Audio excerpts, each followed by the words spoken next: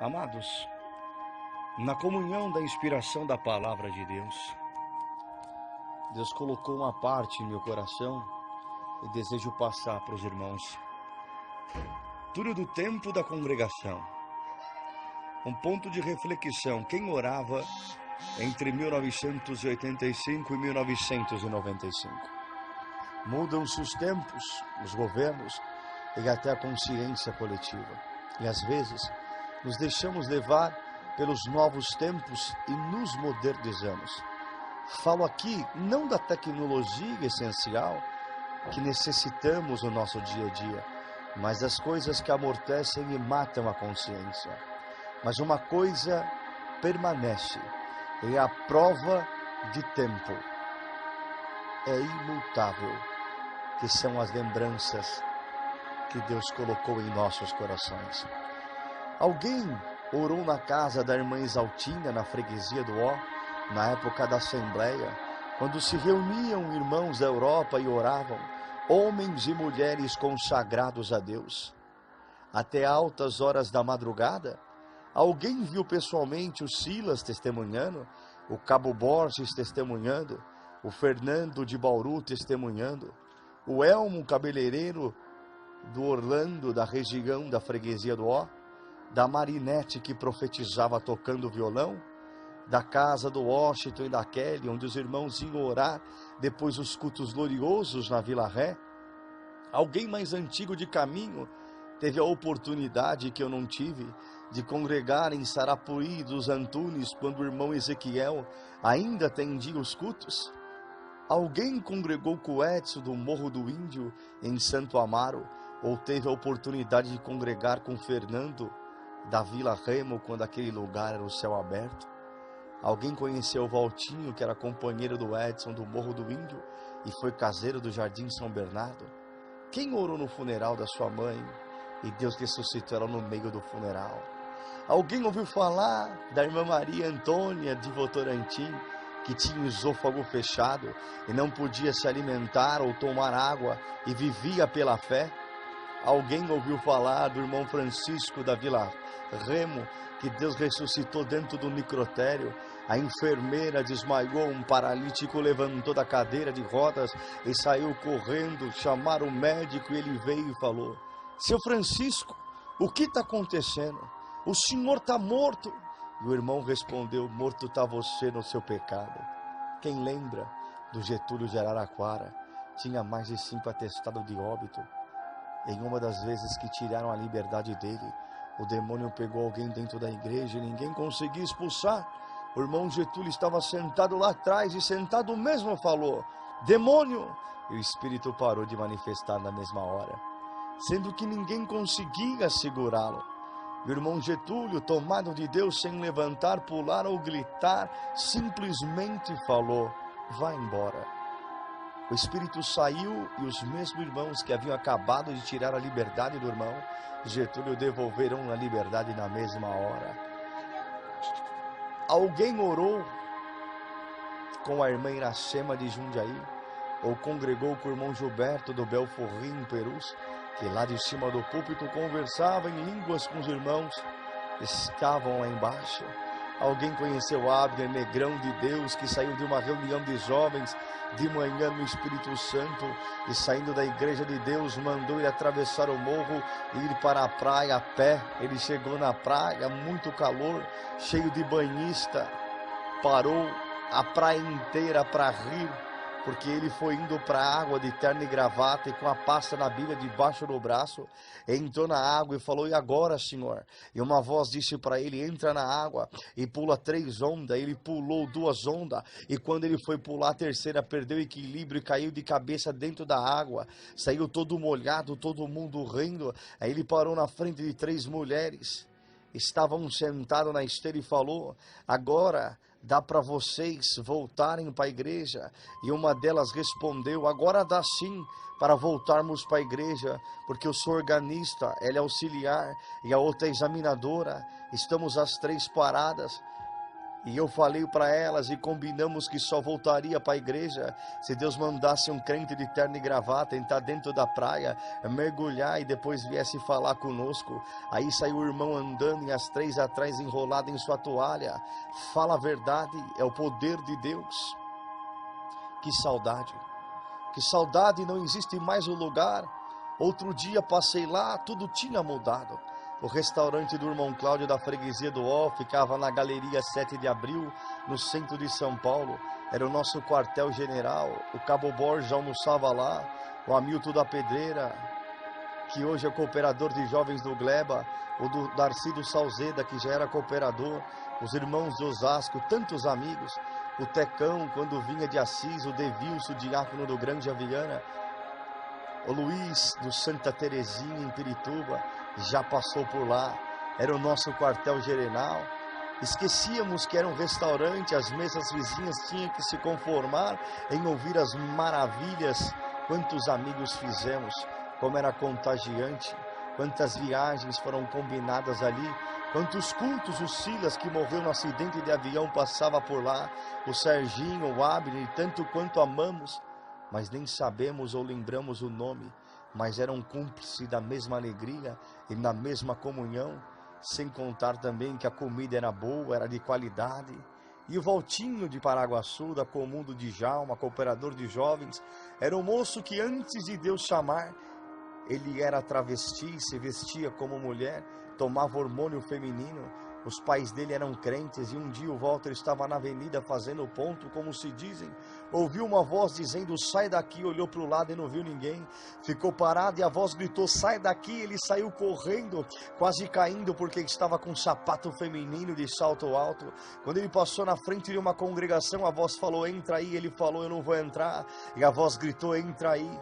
Ele subiu as escadas e ficou parado diante do átrio. Veio uma porteira e falou: senta ali, filha, o lugar das mulheres ali. Ele gritou: eu não sou mulher.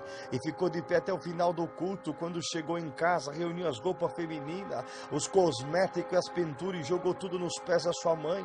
E falou: a partir de hoje não preciso disso, porque você é um servo de Deus. A mãe virou e falou: como você diz que vai ser um servo de Deus com cabelo desse tamanho? Ele respondeu: mãe, Deus começou a obra pelos meus pés e vai terminar pelos meus cabelos. Se batizou quando tinha uma semana de batizado. Bateu à noite na porta do quarto dos seus pais e disse: mãe, Deus mandou te avisar para arrumar sua casa, porque dentro de uma semana ele vai vir te recolher. O pai riu e falou: uma semana apenas de batizado e já virou falso profeta. E ele disse: o que Deus me mandou falar, eu falei. Uma semana depois veio o Senhor a recolher sua mãe. O Djalma do Paraguaçu amava ele e dava toda a liberdade. Um dia Deus deu a palavra para o Valtinho. No meio da palavra ele falou: para você saber que é Deus que está aqui, ele vai expulsar um espírito de dentro desta igreja. E na mesma hora uma mulher caiu endemoniada lá atrás. O Valtinho chamou o irmão Djalma. O irmão Djalma subiu no púlpito. O Valtinho foi lá atrás, pôs a mão na cabeça da mulher, expulsou o espírito. E depois voltou o Djalma descendo do púlpito, e ele subiu e continuou exortando a mesma palavra, da mesma virtude. Que saudade, meu Deus! Saudade da casa da irmã Antônia, um Marcos nas nossas vidas. A casa da irmã Antônia da Vila Rica, região da freguesia do Ó. Alguém sabe como aquela casa se tornou uma casa de oração? O casal, irmã Antônia, irmão Benedito, estavam firmes, porém os filhos batizados haviam parado, os que não eram batizados não queriam saber de nada. E o casal orando, chorando, buscando sozinhos, e um dia estava buscando a Deus junto com o irmão Francisco, o irmão Chicão do Limão. O irmão Chicão foi no meio da sala e chamou o casal. Eles vieram, ao pegar suas mãos, disse: vocês esperam a obra de Deus dentro da vossa casa, mas para Deus operar essa obra, Ele precisa quebrar os ossos. Ele pergunta: vocês estão preparados para eu entrar na casa de vocês e quebrar os ossos do casal? O casal pulou e falou: amém, Senhor, quebra mesmo, faz a sua obra, aleluia. Mas eles não sabiam que o detalhe, que o casal estava na firme e na graça, achou que seriam às vezes a rebeldia da mocidade, mas aconteceu ao contrário. O irmão Benedito vinha calmamente dirigindo o seu fusquinha na via rápida e teve um derrame no volante, perdeu o controle do carro, bateu o Fusca em uma pedra, entrou em coma na hora com fratura e traumatismo craniano. A irmã Antônia quebrou as 2 clavículas, quebrou 6 costelas e 2 costelas perfuraram seus pulmões, ficou os 2 na UTI. O irmão Dito ficou 3 meses em coma. Os médicos disseram que nenhum dos 2 iria viver. Interessante os caminhos de Deus. Deus havia falado na boca do irmão Chicão que ia fazer a obra com a casa, teria que quebrar os ossos, e quebrou mesmo. Sabe o que aconteceu? Os filhos que estavam parados voltou a congregar e viraram crentes do dia para a noite, e os que não eram batizados correram para o batismo das águas. Enfim, no modo de Deus sempre dá certo. Aí parecia que fazia vista grossa, que não percebia que toda noite tinha até 3, 4 orações na casa da irmã Antônia. Vimos o Dito sair do hospital, voltar a tocar seu instrumento, e o terrível ver a mulher toda quebrada, quando tomada de Deus, manifestar o poder da linguagem e da visão que faz com que o rei do inferno fique calado, escondido atrás do seu trono. É lógico que nisso Deus é glorificado, porque sendo nós pó, fracos, arrebentados, ai de nós, se não houvesse o mesmo poder no sangue do justo, para nos justificar e salvar todos os dias. Somos nada, é apenas isso, nada. Mas nada disso reside a glória de Deus, porque o inimigo ousou a desafiá-lo, e Deus não se permitiu colocar a mão nele, autorizou que um anjo lançasse de lá de cima, aqui na terra. Ele mostrou para o adversário porque não aceitou um combate direto com ele. Ora, já está provado mais que AB, que o homem não é nada, e se mesmo não sendo nada, Deus nos deu a graça de pisar na cabeça da serpente. Então, através de nós, Deus está mostrando para o demônio que ele é menos que nada.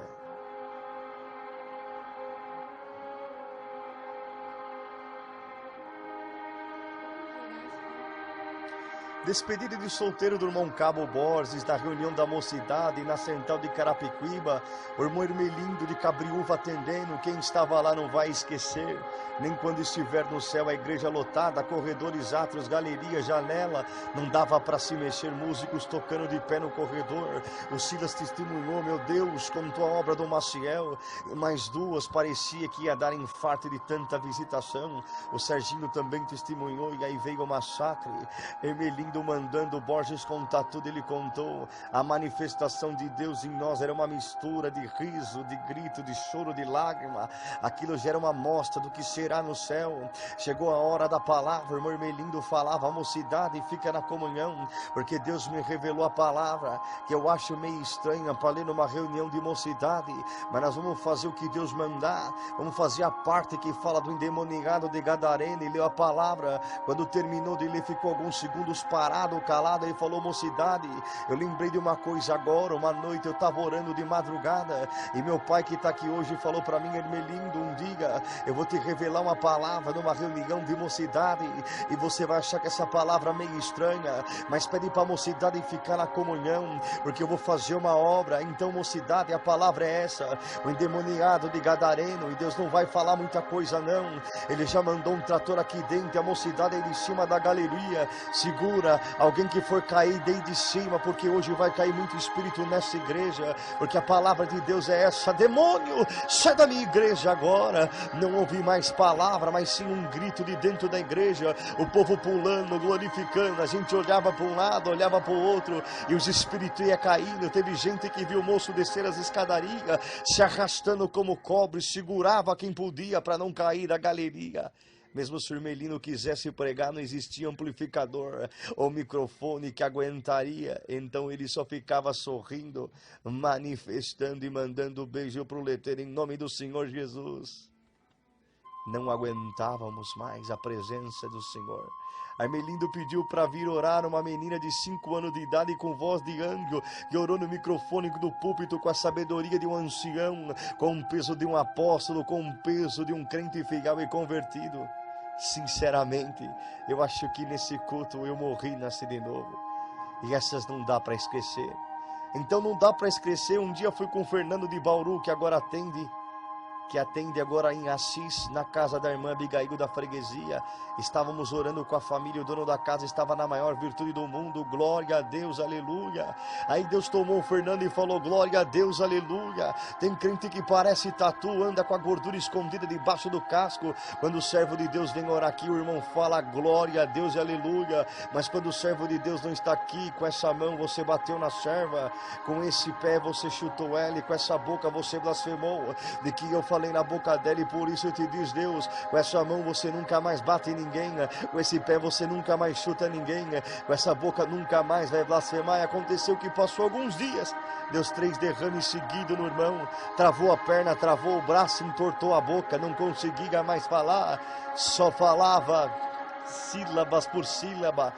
Glória ao nome do Senhor. Depois disso o Fernando ficou com remorso de ver o homem naquela situação e trouxe o irmão Expedito sem contar nada para ver se Deus revogava a sentença na boca dele.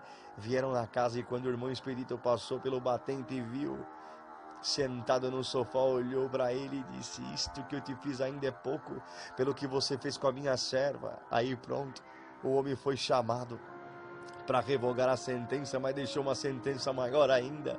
Aí passou uns dias, servo de Deus foi internado, estávamos orando na Vila Rica, na casa da irmã Antônia.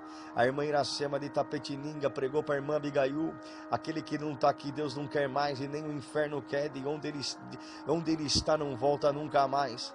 E o servo de Deus já saiu do hospital entubado no algodão, vestido de terno com as mãos cruzadas e todo enfeitado com cravos de margarida. A irmã Abigail, Deus já recolheu mais os filhos dela, o irmão Claudinei, cooperador de jovens em Santa Amaro, o genro do irmão Zezé, ancião da Vila Castelo. São tudo histórias e feitos que o Senhor fez na nossa vida. São apenas lembranças que ficou marcada na trajetória da nossa história.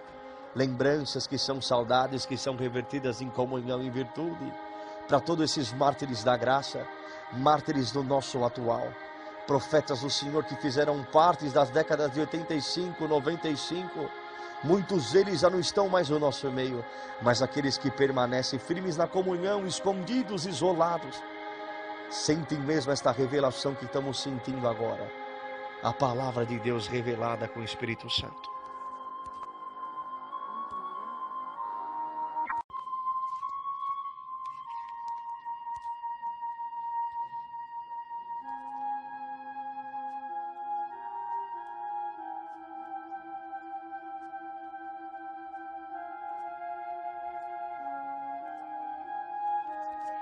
Amados, na comunhão da inspiração da palavra de Deus, Deus colocou uma parte em meu coração